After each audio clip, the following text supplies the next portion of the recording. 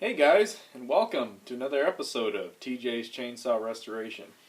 Well, we've gotten quite a ways on the Homelite 770 GS restoration. I've gotten a bunch of parts painted up, and I've been really happy with how it's going. It's coming out really good for rattle can. You really can only expect so much with a rattle can, but as time goes on, I will be switching to good paint and a little spray gun eventually as I get myself set up and get more accustomed to these restorations. Excuse me.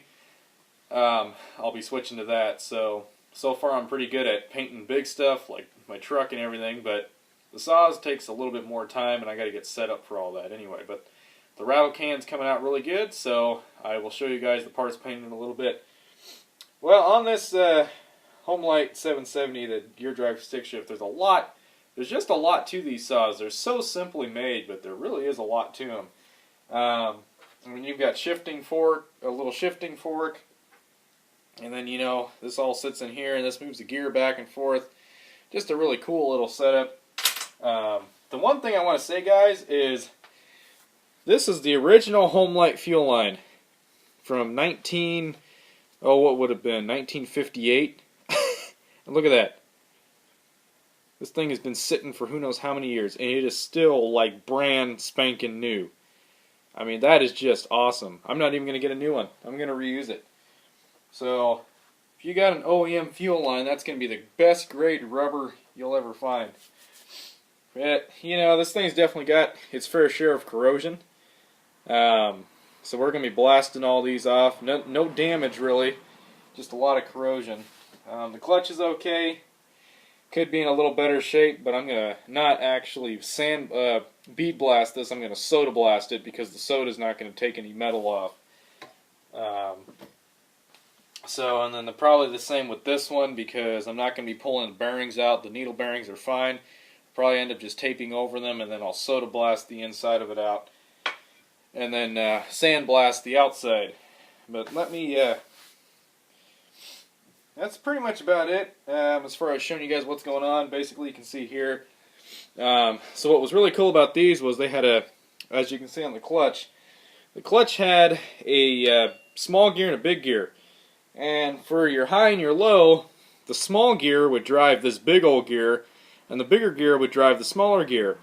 So on your typical gear reduction saw, you had your small gear and big gear. So this one, I mean, you could run almost as long a bar as you wanted. And then if you're going to run a shorter bar, you could go to the high and run it on high. Or what Homelite said was, back in the day, you would, for felling a tree, you would run it in low, and then for bucking it, you would run it in high.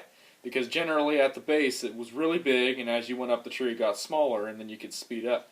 And the cool thing is all the way in was low, all the way out was high, and in the center was neutral. And as I get this thing back together, I'll show you guys how all that worked. I mean, it's just so simple, but it is really cool how Homelite looked at how basically a real transmission, like your 2-speed, 3-speed, or 4-speed transmissions worked, and applied that to a chainsaw. It was a great idea, especially since back in the day, your saws didn't have as much power as they do now. They had a lot of torque, but they just didn't produce the power that your newer ones because of the tolerances, the weight, and all that.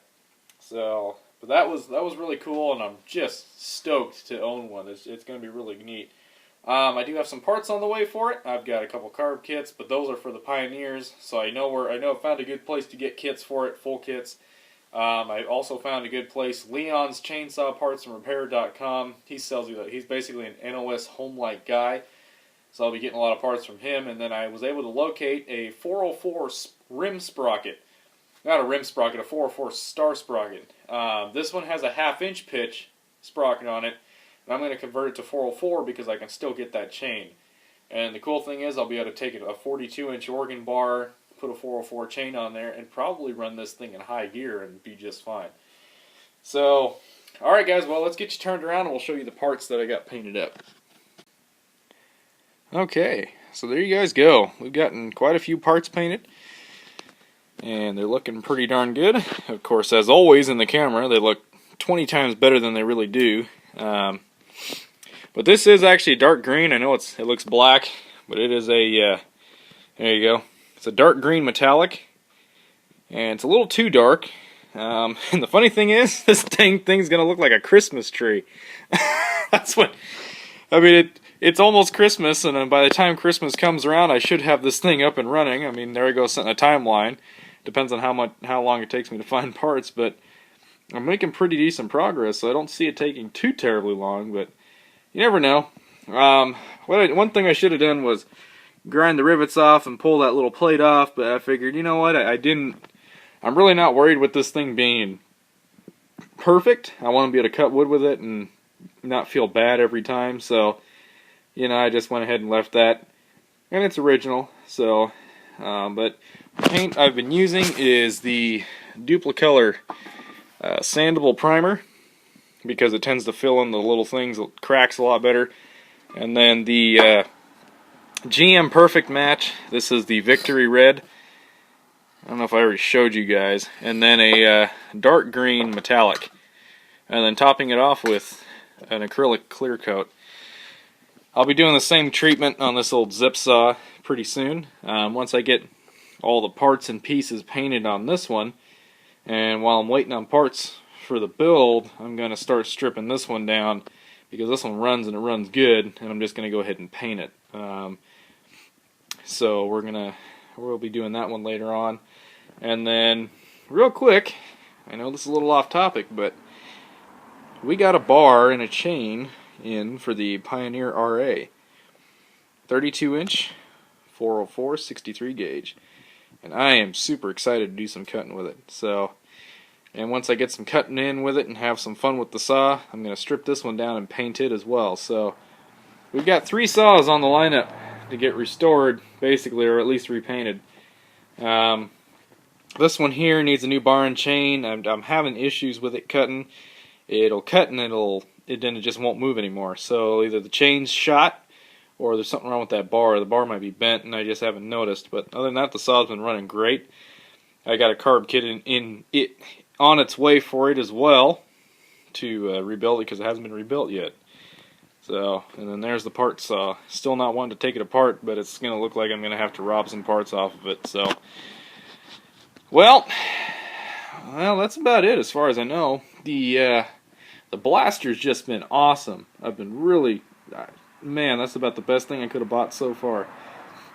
But next on the list is going to be also building more shelving space, so I can add more chainsaws to the collection, because I might be getting a Pioneer 650 as well. So we'll see. Well, what else can we talk about here? Well, that's about it for now, guys. You know, tonight I'm gonna do some more blasting and finish trying to get this thing apart. So we're gonna try and get some more parts painted up, maybe, or just blasted at least and then painted, but we'll see. So anyway, well, today is the 22nd, and it's a Wednesday, the day before Thanksgiving. So I know this video is going to be a few days late, but happy Thanksgiving to all of you, and thank you for watching this video. Thank you for subscribing. Thanks for commenting, and please like and share my videos. As like I said, the channel is slowly growing. I'm already at 55 subscribers, so thanks to the 55 that have subscribed. Really glad you guys are here, sharing the fun with me. So, y'all have a good one. Happy Thanksgiving. Eat lots of food. See ya.